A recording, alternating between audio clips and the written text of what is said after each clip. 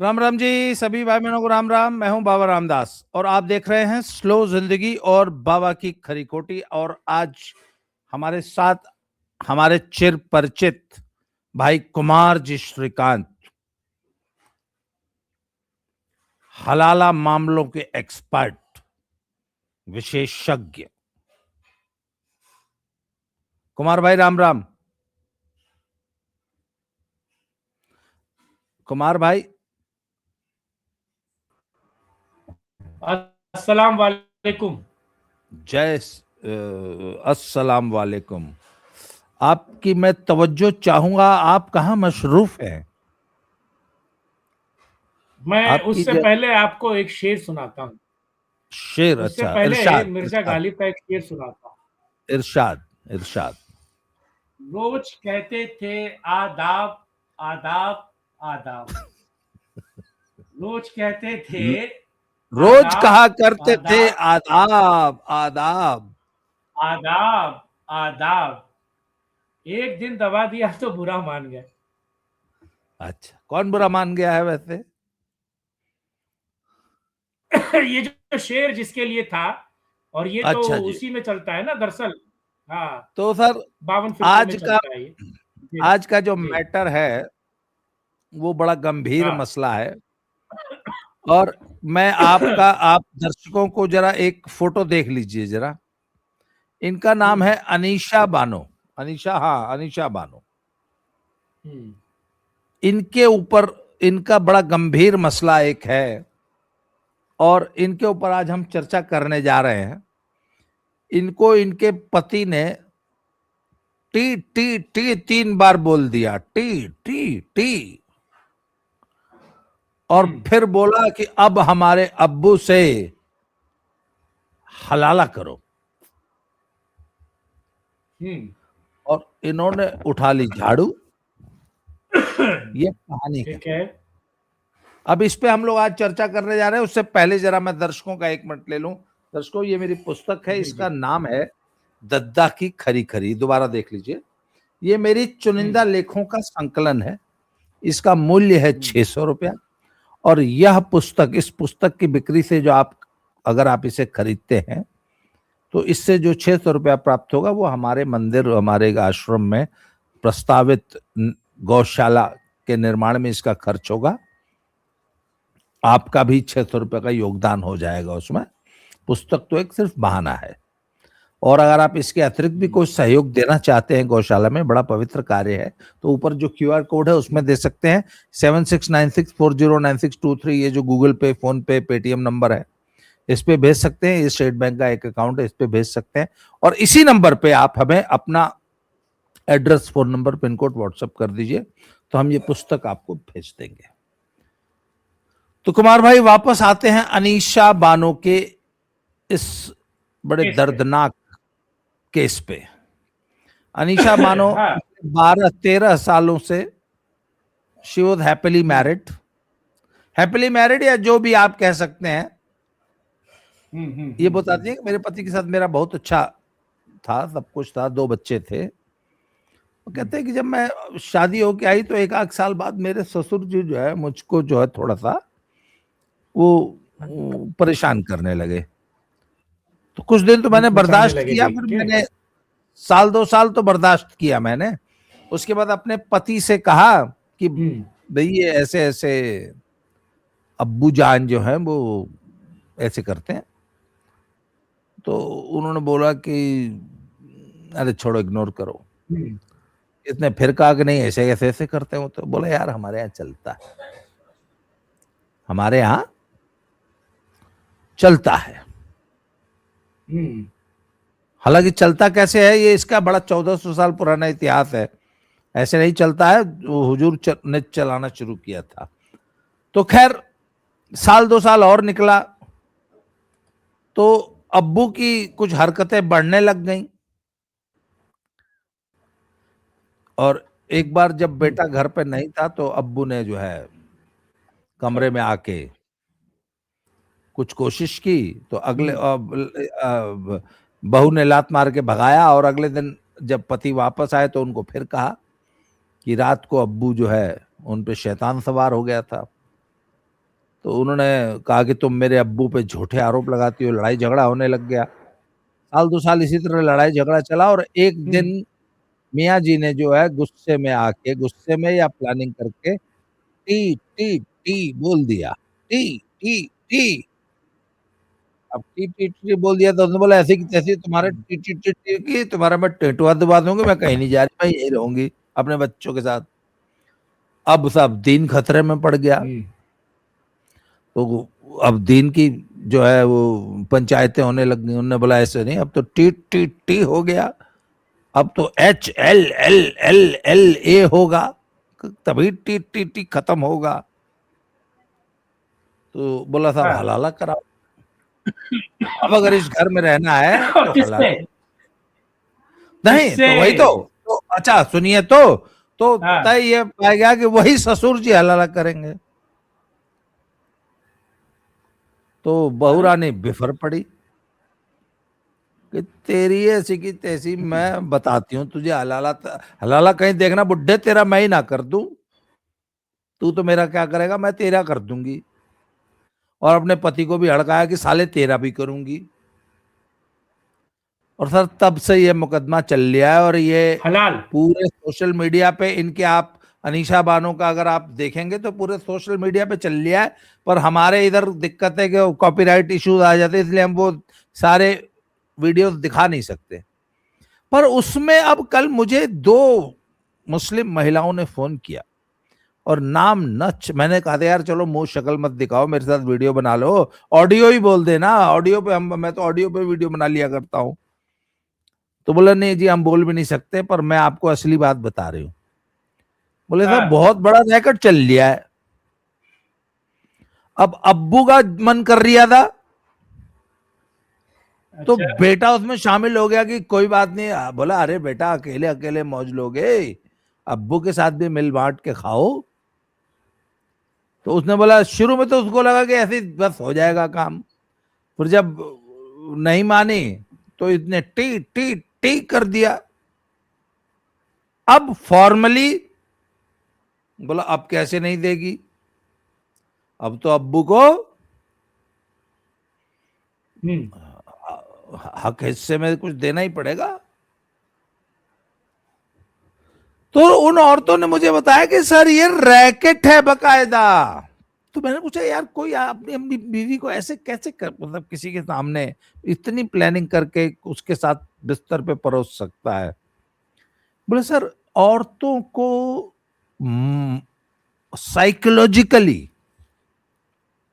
Morally, मनोवैज्ञानिक रूप से दबा के रखने, उनको मनोवैज्ञानिक रूप से तोड़ देने, उनकी पर्सनालिटी को क्रश करने का ये एक सोचा समझा वेल डिजाइंड उपक्रम है। वो कहते हैं ना औरतें तो तुम्हारी खेती हैं, कहते ये जानबूझ के इसलिए किया जाता है और हलाला ऐसे आदमी से कराया जाता है जिससे फिर औरत सारी जिंदगी निगाह नीची करके रहे घर में। जी आप, आपका एक ओपनिंग रिमार्क आ जाए, उसके बाद आगे इस चर्चा को बढ़ाया जाए। आपने बिल्कुल सही कहा कि औरतें दरअसल खेती हैं और खेती में आप कहीं से भी जा सकते हैं, आप खेत कहीं से भी जोत सकते हैं। ये मैं नहीं कह रहा हूं, ये कुरान कहती है, हदीस कहती है। मैं इसी केस से रिलेटेड एक और केस आपको बताता हूं और मुझे लगता है दर्शकों को भी पता होगा। मुजफ्फरनगर में इमराना केस हुआ था। हाँ यस, बहुत मजेदार। मुजफ्फरनगर में, हाँ हाँ हम्म हाँ, इमराना केस हुआ था। उसमें दरअसल हुआ क्या क्या कि उसका पति दुबई चला गया कमाने के लिए, सऊदी वऊदी चला गया और उसके 3 बच्चे थे, उसके 3 बच्चे थे। और एक दिन उसका जो ससुर है वो उस पे चढ़ बैठा रात में। अब चढ़ बैठा तो वो रेप ही माना जाएगा। उसके बाद वो सुबह पंचायत हुई और मौलवी मुल्ला सब बैठे और मौलवी मुल्ला बैठे और उसने अपने पति को भी फोन कर दिया कि साहब तुम्हारा बाप मुझ पे रात में उसने मेरे साथ ऐसा ऐसा कर लिया, चढ़ बैठा। तो अब जो मौलवी मुल्ला जो बैठे, मौलवी मुल्ला ने कहा कि अब ये तुम्हारा मिजाज शौहर है, जो ससुर है वो अब मिजाज शौहर है। मिजाज शौहर, आप समझिए टर्म क्या आह है, मिजाज क्या शौहर। ये ये तुम्हारा मिजाज शौहर है। और ये जो तीनों नहीं, बच्चे मिजाज हैं, ये अब मिजाज शौहर क्या होता है? थोड़ा सा आप एक्सप्लेन कर देते तो बड़ी महती कृपा होती है आपकी, बड़ी। मिजाज शौहर का मतलब एक तो शौहर है, हाँ, जिसके साथ निकाह हुआ है, ठीक। और एक ऐसा शौहर है जिसने तुम्हारे साथ खो खो खेला है, तुम्हारे साथ ठीक खो खो ठीक। खेला है।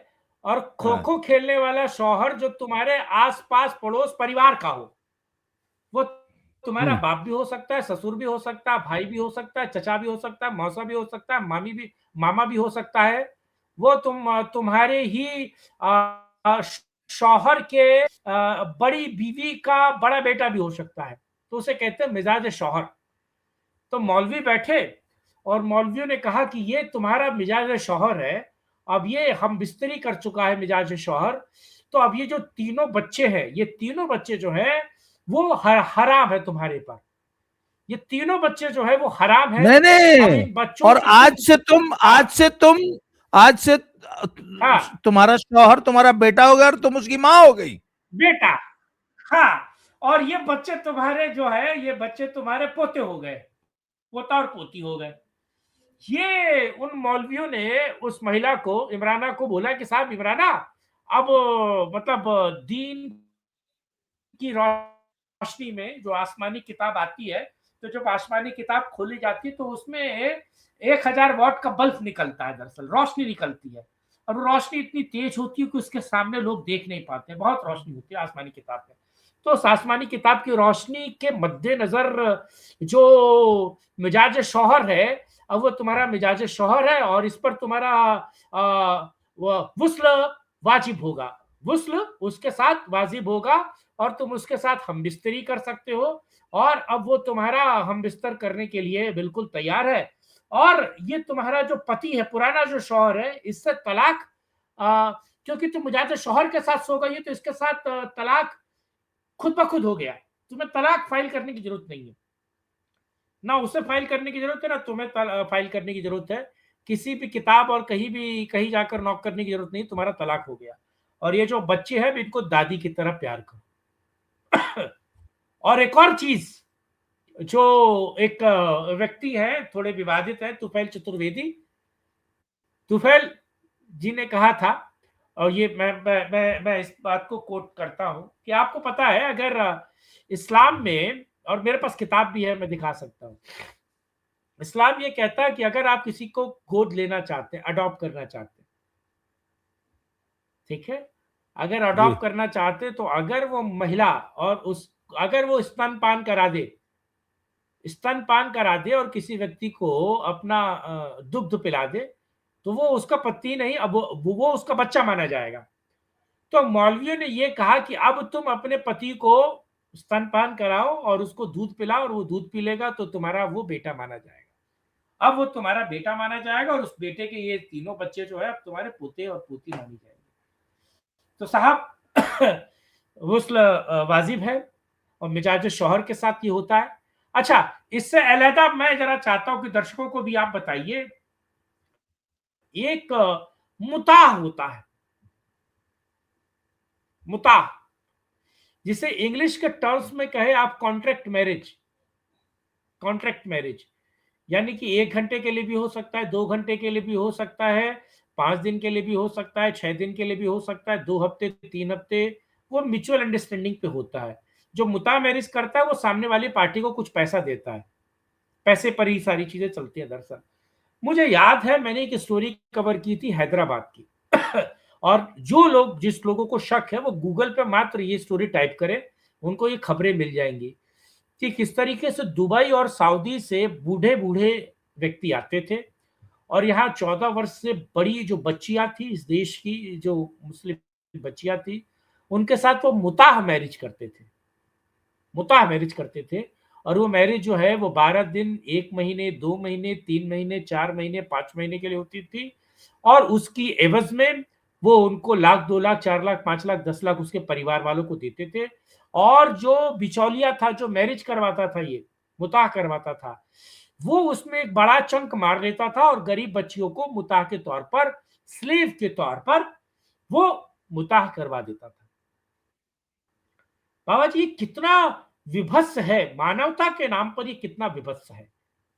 आप सोचिए अगर आप किसी मतलब वेश्या के पास अगर जाते हैं आप, तो ठीक है, और ये क्या वेश्यावृत्ति को एक किताब और सरिया के हिसाब से आपने उसे शुगर कोट नहीं कर दिया, रेगुलराइज नहीं कर दिया, क्यों? ये कितनी बड़ी समस्या है।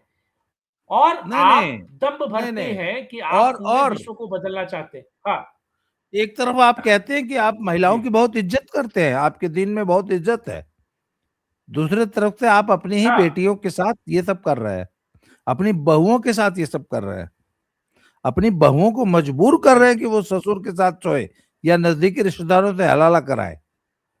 अच्छा, वो अपने हाँ, चैनल पे भी एक बार आए थे सलीम वास्तिक जी, आप तो जानते हैं उनको अच्छी तरह, आपको याद है एक बार हमारे चैनल पे भी आए थे। हाँ, हाँ, मैंने उसका इंटरव्यू किया था। मैं हाँ, वो लेकर आया था सलीम सलीम वास्तिक जी, वास्तिक को, इंटरव्यू सलीम किया था वास्तिक जी उनका। के भी कुछ वीडियोज हैं। उनसे वो एंकर ने पूछा कि हाँ, आपने भी कभी हलाला किया? हाँ, उसने बोला हाँ जी किया, उन्होंने 3 बार किया है, दो 3 तीन बार बार किया उन्होंने है। किया। उन्होंने बोला क्या बड़ा हाँ, बड़ा बड़ा बड़ा बड़ा मजा आया। हाँ, तो सलीम वास्तिक एक और हाँ। बात कहते हैं, और कहते हैं उसके बदले में मुझे पैसे मिले। हाँ, जो लोग अपनी पैसे बीवी मिले का और हलाला छुआरे कराते किशमिश हैं वो और ग्यारह अखरोट हजार खाने को इक्कीस मिला। हजार रुपए देते हैं। हाँ, हाँ, और छुआरा किशमिश बादाम अखरोट पिस्ता भी मिलता है। हाँ ये भी हाँ, तो इसके बताइए, अलावा इसके अलावा पूरी बात सुनिए, बताइए। उन्होंने कहा कि एक हाँ, और उन्होंने बताया कि हदीस हाँ, है, कहते हैं कि जब तक पूरी तरह हाँ, संतोषजनक, उन्होंने तो उस शब्द का इस्तेमाल किया कि जब तक पूरा रस चूस न ले तब हाँ, तक हलाला पूरा ही नहीं माना जाता। मतलब the woman has to surrender herself completely, तन मन धन से, उस हलाला करने वाले के सामने जब तक सरेंडर नहीं हाँ, होगी और वो कंप्लीट मतलब नहीं, तब तक वो कम माना नहीं जाता, और तब तक वो उसके चंगुल में रहती है बेचारी। बहुत सारे केसेस में ऐसा हुआ कि वो हम्म, हलाला के लिए उसका प्रोसेस ये होता है कि आप हलाला आप आपका चूंकि इस पति से तलाक हो गया, तो वो हलाला करने वाले से बाकायदा आपका निकाह पढ़ा जाता है, उसके बाद वो हलाला करता है, हलाला करके फिर वो वापस तलाक हाँ, दे देता है। अब चूंकि हाँ, उसने हलाला किया है, वो आप उसके साथ सोई है औरत, तो फिर वो 40 दिन तक एक इद्दत की एक मुद्दत होती है, कहने का मतलब उसमें कहीं प्रेग्नेंट हो गई तो 40 दिन में पता लग जाएगा ना, उसके पीरियड्स मिस हाँ, हो इद्दत जाएंगे। पीरियड, तो उसको कहते हैं वो इद्दत इद्दत की पीरियड, जो मुद्दत होती है, वो उसे इद्दत की। इद्दत पीरियड आपको कहते हैं। याद होगा निकाह फिल्म जो आई थी, बी आर चोपड़ा ने बनाई थी, हाँ, सलमा आगा और वो दीपक पराशर और राज हम्म, बब्बर वाली, हाँ, उसमें हाँ, हाँ, यही हाँ, होता है ना। हालांकि वो हाँ, निकाह उसमें भी फिल्म आई उन्होंने, थी। सुनिए सुनिए सुनिए, हाँ, उसमें भी बी आर चोपड़ा ने हलाला दिखाया था, फिर बाद में सेंसर बोर्ड ने कटवा दिया था। तो तब हाँ, हलाला की, ये तो हलाला की आज इतनी चर्चा क्यों हो रही है, क्योंकि सोशल मीडिया है। तो बात, हाँ, तो तो thanks to social media. Shrikant ji, बात यह है कि मोदी जी ने, योगी जी ने इन बेचारी मुस्लिम महिलाओं को ट्रिपल तलाक से मुक्ति दिलाई है, क्यों? हम्म, इस हलाला से मुक्ति, और अब क्या है कि आप ट्रिपल तलाक दे ही नहीं सकते, दोगे तो बेटा जेल चले जाओगे।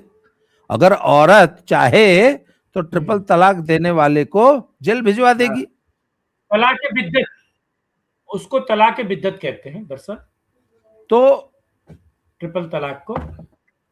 मुस्लिम महिलाओं को तो बड़ा और एक शुक्रगुजार एक होना एक चाहिए बात मैं मोदी बीच जी में और कहना योगी जी का। चाहूंगा। हाँ, जी। हाँ, नहीं, मैं एक चीज छोटी सी बताना चाहूंगा। कुरान में औरतों की हकीकत, अल्लामा मोहम्मद कासिमुल कादरी अल अजहरी, और इनकी किताब है आज कलम और निशार है मुस्तफी पब्लिकेशन, ठीक है। कुरान में औरतें, अल्लामा कासिमुल कादरी अल अजहरी और मुस्तफी पब्लिशिंग की एक कंपनी है। जिसे भी मेरी बात पर थोड़ा बहुत डाउट हो, उस किताब को पढ़े, पीडीएफ भी अवेलेबल है, पीडीएफ डाउनलोड करें और आप उसे पढ़ सकते हैं। और मुझे लगता है कि आपको चीजें पता चल जाएगी कि साहब इस महिला के साथ क्या कुछ हो रहा है। और आपने बहुत एक सामाजिक मुद्दे पर आप बात कर रहे हैं बाबा जी। आप साधुवाद के पात्र हैं इस मामले में कि आप समाज की बुराइयों पर बेबाकी के साथ बात कर रहे हैं। बहुत सारे लोग ऐसे मुद्दों पर बोलने से हिचकिचाते हैं, पॉलिटिकल करेक्टनेस ढूंढते हैं, और वो महिलाओं, क्योंकि उनको लगता है कि ये महिलाएं मुस्लिम है, ये हिंदू और क्रिश्चियंस नहीं है, तो उनका सारा एक्टिविज्म केवल हिंदू महिलाओं पर आता है, क्रिश्चियंस महिलाओं पर नहीं आता है, ना मुस्लिम महिलाओं पर आता है। तो अगर नहीं नहीं देश की नहीं, बहु मुझे एक बेटियों के बात साथ बताइए, ऐसा कुछ ये हो रहा है। जितनी हाँ, ये जितनी जी, जी। जितनी ये विमेन लिबरेशंस वाली है और ये जितनी बड़ी हाँ, बिंदी गैंग है, ये जो बड़ी बिंदी गैंग है, जेएनयू वाला और दिल्ली वाला मोमबत्ती गैंग, हाँ, हाँ, है। ये मुस्लिम हाँ, महिलाओं की इस हाँ, दुर्दशा पे आवाज क्यों नहीं उठाते?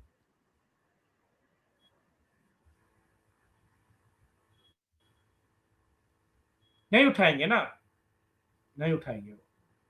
उनके मुंह पे चाबी लग जाती है, उनके मुंह में चाबी लग जाती है। अच्छा, मैंने एक वो महिला से एक दिन बातों बात में कहा था कि मैंने उसे बोला कि मुझे एक किताब मिली है जो कहती है कि मासिक धर्म वाली महिलाएं अशुद्ध होती है और पुरुषों को उनसे दूर रहना चाहिए।